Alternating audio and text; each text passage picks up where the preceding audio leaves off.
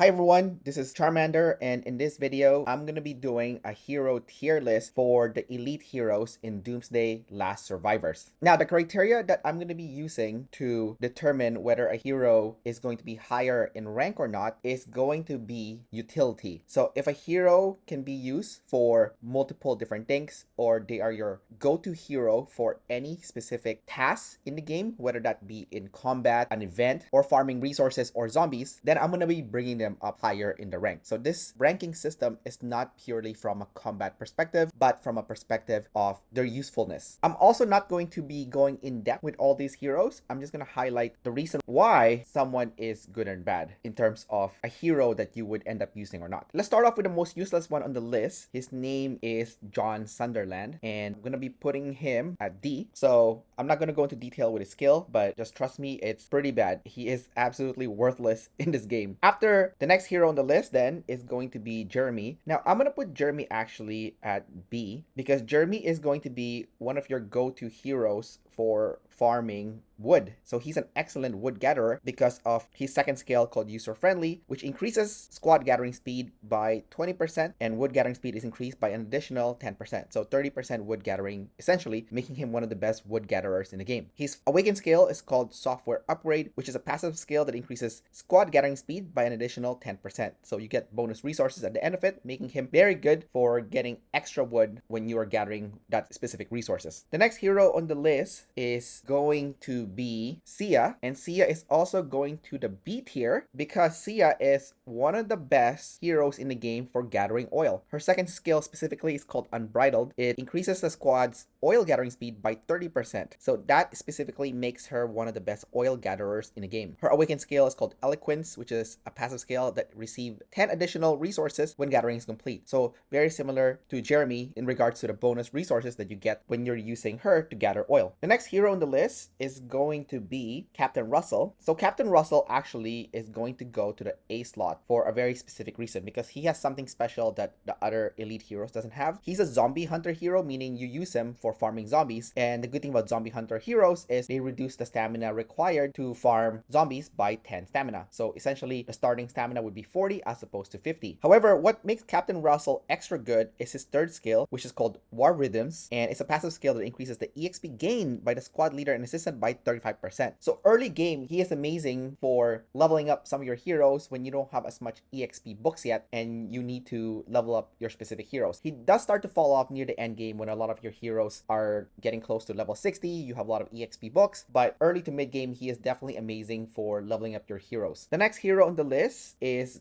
going to be the famous Liam. So Liam is going to go to C, and I made a mistake early in the game to get him to level 60 right away because I was using him a lot in the Z Virus adventures, and he's okay for that, to be perfectly honest, but his usefulness drops up really quickly after early game. So early game, he's okay. You can use him for bounty ground. He's kind of speedy early in the game. He does okay damage early in the game, but ultimately he just doesn't shine long term. The next hero on the list is going to be Seo Gina, and I'm gonna put her at C actually. So Seo is an interesting hero where she's actually not that good, but she is still an elite hero, meaning it's quite easy to get her fragments and it's quite easy to get her awakened. So if you are free to play, she is going to be your go-to hero in regards to having an assistant hero that can increase your damage output, just because an awakened elite hero is oftentimes better than a legendary hero where you barely have invested any shards into them. So for example, her first skill gives an attack percentage of 30% and squad's basic attack deal a bonus damage factor of up to 2500. So not bad. Her second skill is useless because it's for siege and you're never going to use her for siege. Her third skill is pretty good also in regards to an elite hero because it gives increased range attack and defense by 12%. Her fourth skill is also pretty good in regards to making your range squad slightly more tanky by giving that 17% damage reduction. And finally, when you awaken her, increased range attack goes up to 12%, as already mentioned earlier. The next hero on the list is going to be another range hero, which is going to be Aami. I'm going to be putting Aami actually at B. So So she is a zombie hunter hero, meaning she would be part of your squad when you have 5 heroes leading for the purpose of hunting zombies. And as mentioned, zombie hunters are good because they reduce the amount of stamina required for you to farm zombies, so you can farm more zombies with less stamina. Another good thing about Aami is actually her awakened skill called Karmic Fire, which is a skill enhancement of Evil's Recede. So after awakening, increased damage dealt to slow target by 16%, also increases squad attack by 14%. So early in the game, she is a decent partner with Cynthia who slows down the enemy. So if you have her paired up and you put them in the arena, then she can deal more damage after Cynthia has slowed down the enemy. Again, this is just early game, so that's kind of like her early game utility, but late game, she's purely a zombie hunter. The next hero on the list is going to be Edward, and I'm going to put Edward at C. So Edward is what I call a super budget Garrison hero. I've actually been seeing him being used by free-to-play players or low-spend players in events such as Pompeii, and they use him for Garrison because he's accessible. Let's look at his skill. So his first skill has a healing factor of up to 3,000. Again, definitely helpful for Garrisons. Second skill has an increase in squad attack and defense by 9%. Again, pretty useful for Garrison. Third one is when garrisoning, the Garrison squad's counter damage is increased by up to 20%. Again, pretty helpful in that area of Garrison. And the fourth skill is called Darkening Dispelling. When attacked, has a 10% chance to increase infantry squad defense by up to 36% for 3 seconds. This effect can be triggered only once in 6 seconds. So as you can see, this also helps you be more tanky when you're doing Garrison. And last but not least, Will to Survive, which is a skill enhancement of Lucky Survivor. And this one is good because it removes debuffs from the squad and heals some like these wounded troops of a healing factor of 3,600. So as you can see, he is a decent budget Garrison hero for free-to-play players or low-spend players. And he is useful for certain events like Pompeii, where someone has to garrison those outposts closest to the starting point. So not the ones that is in the middle of the battle, but the ones in the back where some annoying enemies can break through your lines and just snipe them with some rider heroes. So you could kind of slow them down by putting Edward there. So he does have some utility because of that. The next hero on the list is going to be Freya. Now Freya is actually not bad. She's actually pretty decent.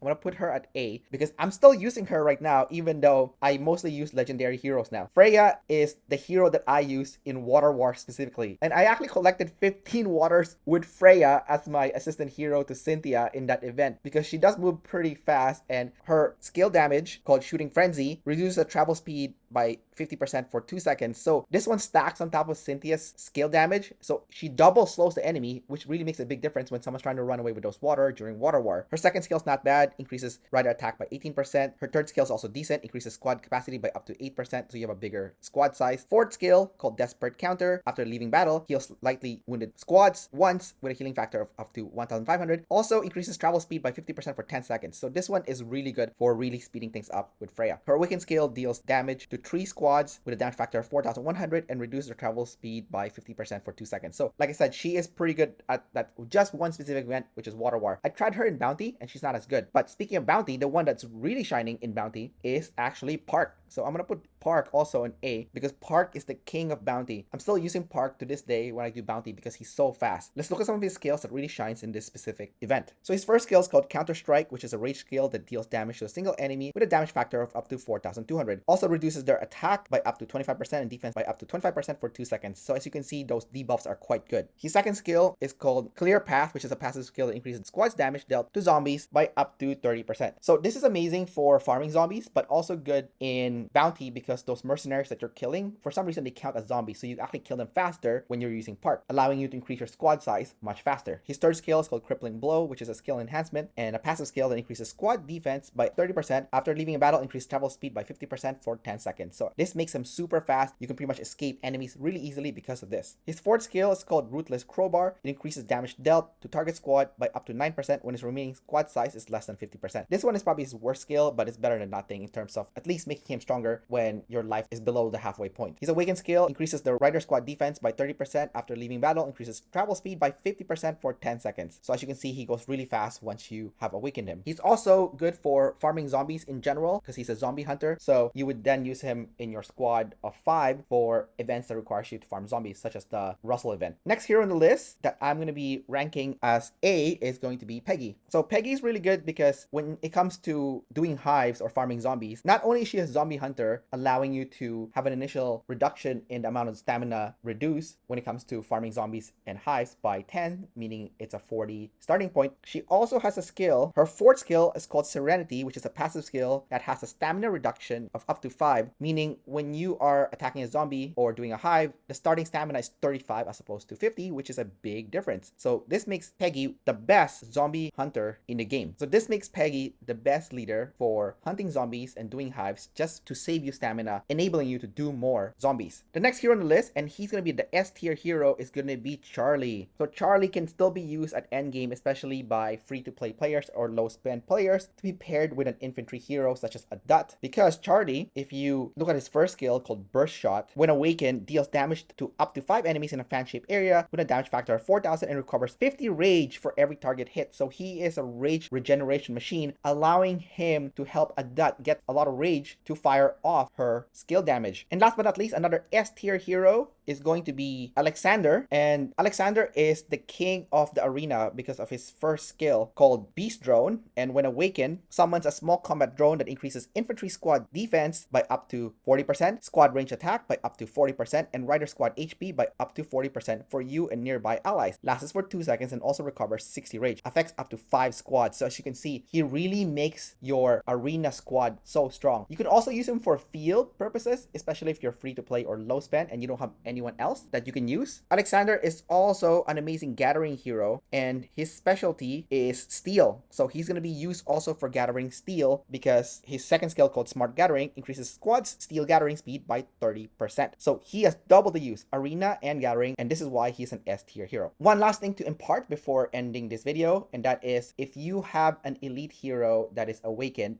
oftentimes they are better than a legendary hero where you have not put any shards on them at all. Or maybe you've only put shards into one skill category. So don't be ashamed to use an elite hero because they are quite good in the early game, mid game, and even late game. Some of these heroes will still have their utilities. Anyways, that's about it for this video. Don't forget to like and subscribe, and I will see you next time.